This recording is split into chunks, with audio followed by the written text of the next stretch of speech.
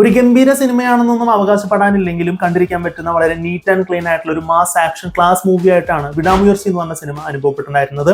Ajith Kumar, Trisha, Arjun സർജ, Rijina Cassandra തുടങ്ങിയവരൊക്കെയാണ് സിനിമയിൽ പ്രധാന വേഷങ്ങൾ കൈകാര്യം ചെയ്തിരിക്കുന്നത്. അജിത്തിന്റെയും തൃഷയുടെയും ക്യാരക്ടർ ഈ ഒരു സിനിമയിൽ കല്യാണം കഴിച്ച് 12 വർഷത്തോളമായിട്ട് ഹാപ്പി ആയിട്ട് ജീവിക്കുന്നു. സോ 12 വർഷത്തിന് ശേഷം തൃഷയുടെ ക്യാരക്ടറിന് ഡൈവോഴ്സ് വേണമെന്ന് ആവശ്യപ്പെടുന്നു. സോ അതിന് പ്രത്യേകമായിട്ടുള്ള കാരണങ്ങളൊക്കെയുണ്ട്.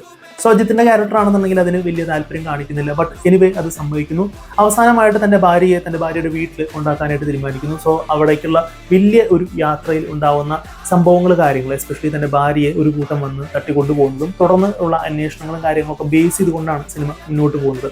അസർബൈജാനിൽ ഫുള്ളായിട്ട് ഷൂട്ട് ചെയ്തിരിക്കുന്ന ഈ ഒരു സിനിമയുടെ ടെറൈൻ തന്നെ സിനിമയെ വളരെ ഒരു ഹോളിവുഡ് ലെവൽ നമുക്ക് ഫീൽ ചെയ്യിപ്പിക്കുന്ന തരത്തിലാണ് മേക്ക് ചെയ്തിരിക്കുന്നത്. ഒരു ഇഞ്ച് പോലും ടെക്നിക്കലി ഡ്രോപ്പ് വരുത്താത്ത തരത്തിൽ അത്രയും പ്രൊഡക്ഷൻ ക്വാളിറ്റി മെയിൻറ്റെയിൻ ചെയ്തുകൊണ്ട് തന്നെ റിച്ച് ആയിട്ട് തന്നെയാണ് സിനിമ മേക്ക് ചെയ്തിരിക്കുന്നത്. എസ്പെഷ്യലി സിനിമയുടെ ക്ലൈമാക്സിലോട്ട് എത്തുമ്പോഴുള്ള ആക്ഷൻ സീക്വൻസുകളും കാര്യങ്ങളൊക്കെ തന്നെ കിടിലനായിട്ടാണ് അനുഭവപ്പെട്ടിട്ടുണ്ടായിരുന്നത്. ആൻഡ് ഓൾസോ അനിരുദ്ധിന്റെ ബീജം കൂടി ആകുമ്പോൾ സീൻസ് ഒക്കെ ശരിക്കും എലിവേറ്റ് ചെയ്തുകൊണ്ട് ഭയങ്കര ഗംഭീരമായിട്ട് തന്നെ മേക്ക് ചെയ്തിട്ടുണ്ട്.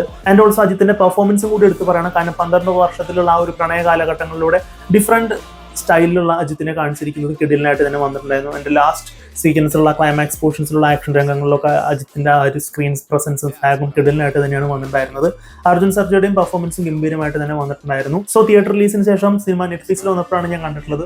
സോ കണ്ടിരിക്കാൻ പറ്റുന്ന neat and clean mass class action movie ആയിട്ടാണ് വിടാമുയർച്ചി എന്ന് പറഞ്ഞ സിനിമ അനുഭവപ്പെട്ടിട്ടുണ്ടായിരുന്നത്.